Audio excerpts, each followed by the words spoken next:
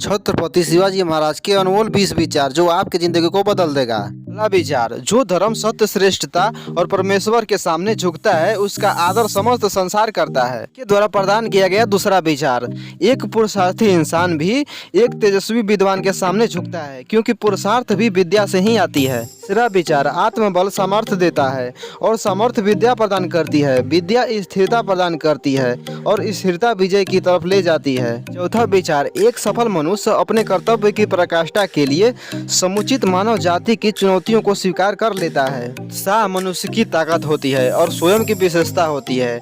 सबका कल्याण मनुष्य का लक्ष्य होना चाहिए, कृति उसका फल होगा। छठवां विचार, शत्रु चाहे कितना ही बलवान क्यों न हो उसे इरादों और उत्साह मात्र से भी परास्त किया जा सकता है। सातवां विचार, अपने आत्मबल को जगाने वाला, खुद पहचानने वाला पूरे विश्व पर राज कर सकता है। आठवां उपदेश, अंगूर को जब तक न पेरो वो मीठा मंदिरा नहीं बन जाती।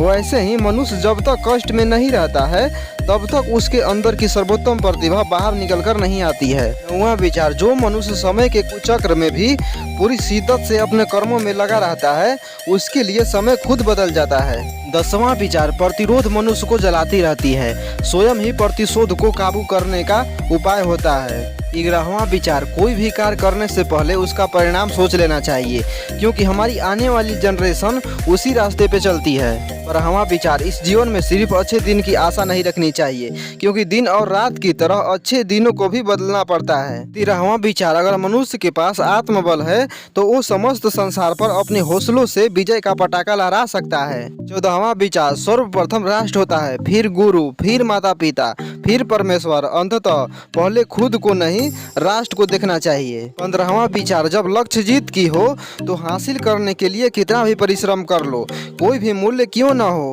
उसे चुकाना ही पड़ता है। 16वां विचार, स्वतंत्रता एक वरदान है जिसे पाने का अधिकार हर किसी को है। 17वां विचार, एक छोटा कदम छोटे लक्ष्य पर बाद में विशाल लक्ष्य को भी हासिल कर देता है। 18वां विचार, जरूरी नहीं कि विपत्ति का सामना दुश्मन के सम्मुख से ही करने में वीरता हो, वीरता तो विजय में है। 19वां विचार, पहाड़ भी एक मिट्टी का ढेर लगाता है जब उसके हौसले बुलंद हो तो। 20वां विचार, यदि एक पेड़ जो इतना उच्च जीवित सत्ता नहीं है इतना सहनशीलता और दयालु हो सकता है किसी के द्वारा मारे जाने पर भी उसे मीठे आम दे तो एक राजा होकर क्या मुझे एक पेड़ से अधिक सहनशीलता और दयालु नहीं होनी चाहिए। तो दोस्तों, ऐसे ही महापुरुषों की जानकारी के लिए हमारे YouTube चैनल को लाइक एंड सब्सक्राइब करना न भूलें।